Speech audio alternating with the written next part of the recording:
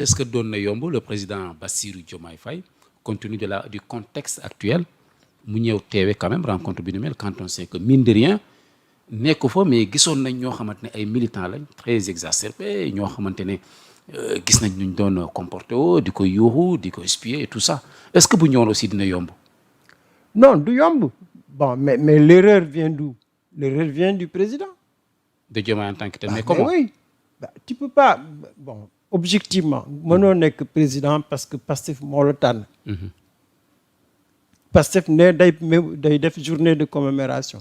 Tu es le chef de l'État. Mais tu es encore quand même un membre. Le mandat que tu as c'est le mandat du peuple. Mais c'est le mandat du Pastef. Donc président warul woon absenté quel que soit le contexte. dafa waroon ñëw. dafa waroon teew. Même sur le plan protocolaire mënuñu trouver benn astuce. pour fekk si quitte à ce qu'il aille en Côte d'Ivoire avec un retard. Donc ça c'est des programmations protocolaires.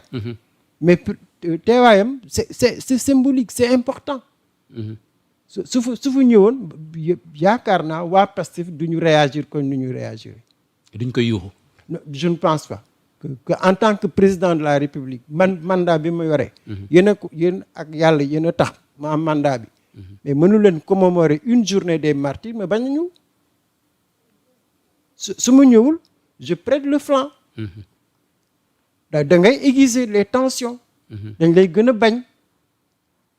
alors que peut-être que président même il souffre plus que les autres. Donc cette compassion là. dafa bokk ci quand même pour revenir à notre culture. À notre culture. C'est-à-dire que njiit da nga war a lu tax nga nekk njiit c'est parce que dañu am confiance ci yow. Et donc yow waroo en tout cas warul dox wala mu indi benn façon de gérer bi nga xam ne day créer distance entre moom ak askanam.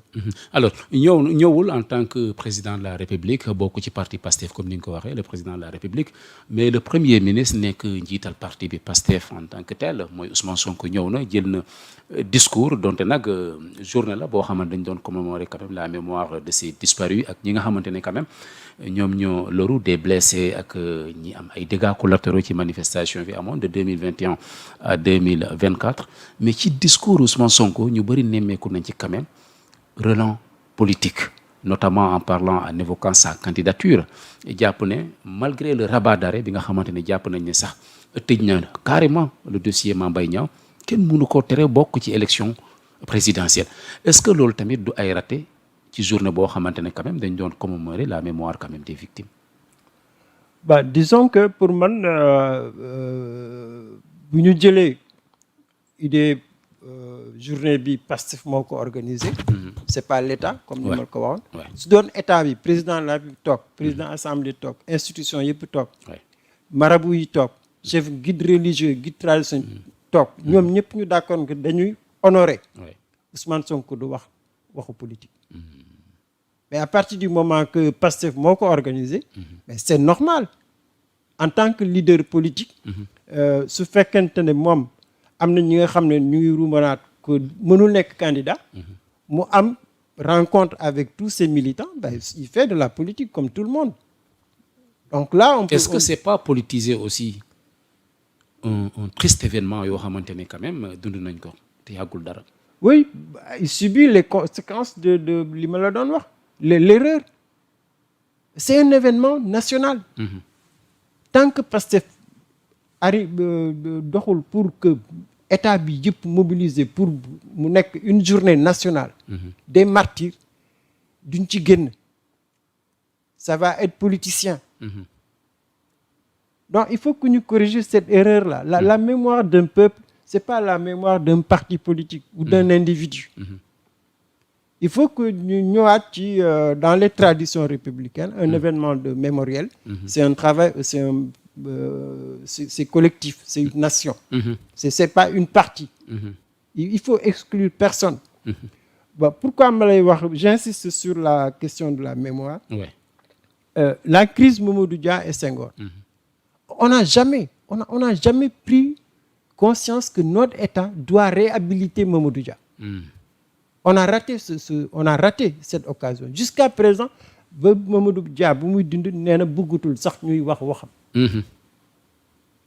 Alors que l'État aurait dû dès le départ quand on l'a libéré Abdou Diouf arrive. Ouais. Mais il restaure Mamadou Dia.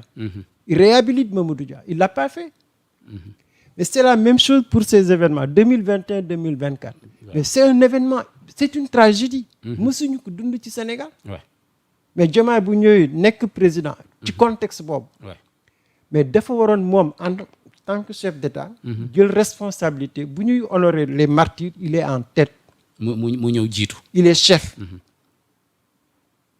Bon, c'est pour ça que mënuñu reprocher Ousmane Sonko mu wax waxu politique. Maintenant pour la question de la candidature Ousmane c'est que franchement.